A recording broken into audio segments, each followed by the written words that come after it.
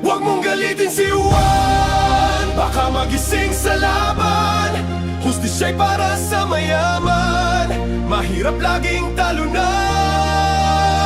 Matagal nang tiniis, pero oras nyo nang bayaran. Huwag sanang hintayin, kamatayan ang hatol sa'yo ni Juan.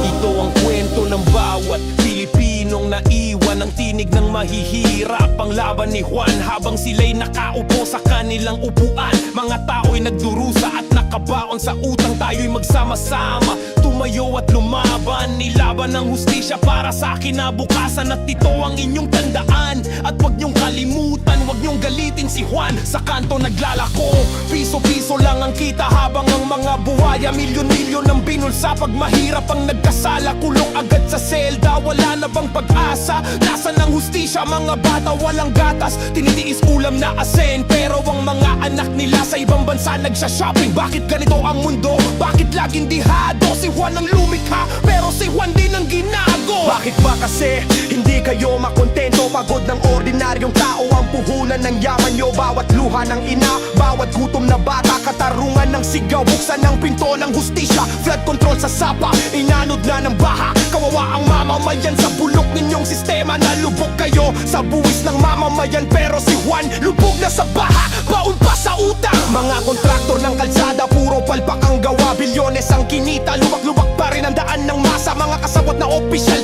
para mga hari sa palasyo, habang si Juan ay nagugutom, nila mo ng dilim sa kanto. Kayo'y tunay na salot, magnanakaw, mapagsamantala, magnanakaw sa kongreso, sa proyekto, sa bawat firma. Huwag kayong kampante sa inyong karangyaan, baka magalit na si Juan at tulan kayo ng kamatayan. Huwag mong galitin si Juan, baka magising sa laban. Hustisya'y para sa mayaman, mahirap laging talunan.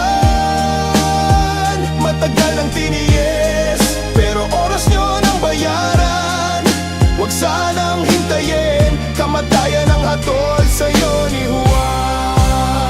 Kung walang magnanakaw sa kaban ng ating bayan, eskwela'y puno ng libro, guro'y may dangal, magsasakay may patubig, ani sa gana, manggagaway may sahod na sapat sa pamilya. Kalsada'y maayos, ospital ay kumpleto, bata'y nag-aaral, hindi nagugutom sa kanto. Sa halip ng bulsay, sariling inambag, yaman ng bansay sa tao na ilatag. Kung walasan ang korupsyon at gobyerno ay tapat, serbisyo'y mabilis, bawat tao'y may sapat. Kabataan may pag-asa, pangarap ay abot, hindi na kailangang mangibang bayan at matakot. Kalayaan ay dama, tiwala ay buo, batas ay pantay-pantay, wala na ang kalbaryo. Kung ang pondo ng bayan ay di na nilustay, Pilipinas ay taas noo, may tagumpay. Paninililay darating, di mo kayang takasan, dugot pawis ng bayan, ito'y inyong bayaran. Mga kasinungalingan mo'y isa-isang babalikan, sa dulo ng kwento lalabas din ang katotohanan.